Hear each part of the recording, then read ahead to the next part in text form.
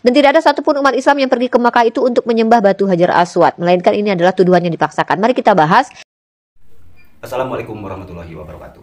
Untuk mempersingkat waktu, mari kita saksikan bersama-sama.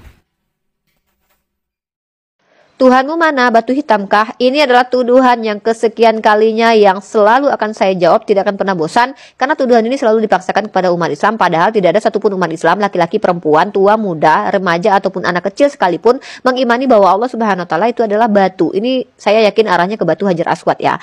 Dan tidak ada satupun umat Islam yang pergi ke Mekah itu untuk menyembah batu Hajar Aswad, melainkan ini adalah tuduhan yang dipaksakan. Mari kita bahas, sebenarnya kenapa sih mereka, orang-orang yang tidak beriman kepada Islam, di luar Islam, bahkan orang-orang yang tidak mengenal bagaimana konsep ketuhanan di dalam Islam itu, menuduh umat Islam itu menyembah batu Hajar Aswad. Kenapa dasarnya?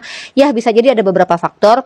Yang pertama, dikarenakan bisa jadi karena umat Islam itu mengarah ke kiblat, di mana kiblat di situ adalah Ka'bah Baitullah yang ada batu Hajar Aswad di situ. Sebenarnya tradisi menghadap kiblat ini bukan hanya milik umat Islam. Orang-orang zaman dahulu Bani Israel sendiri pun ada tradisi menyembah kepada ke arah kiblat.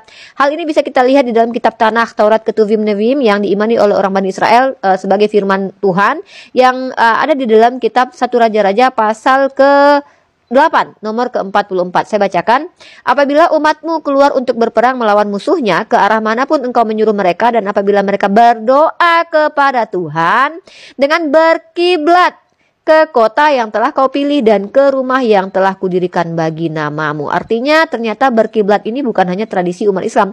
Orang-orang terdahulu sudah ada juga. Kemudian kalau dikatakan umat Islam ini menyembah batu Hajar Aswad dikarenakan umat Islam mencium batu Hajar Aswad, maka orang-orang yang menuduh hal ini harus menerima kenyataan bahwa ketika mereka mencium anak dan istrinya, mereka sedang menuhankan anak dan istrinya. Standar itu ya digunakan kembali kepada mereka.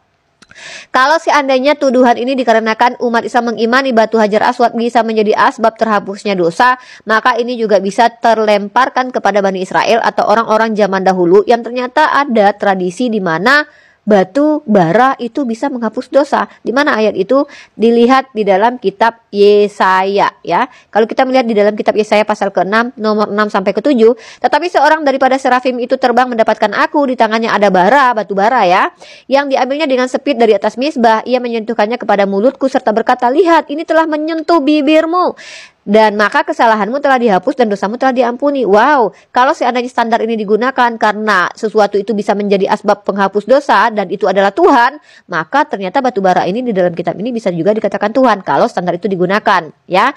Nah, kemudian apalagi terkait tentang batu yang disucikan ya.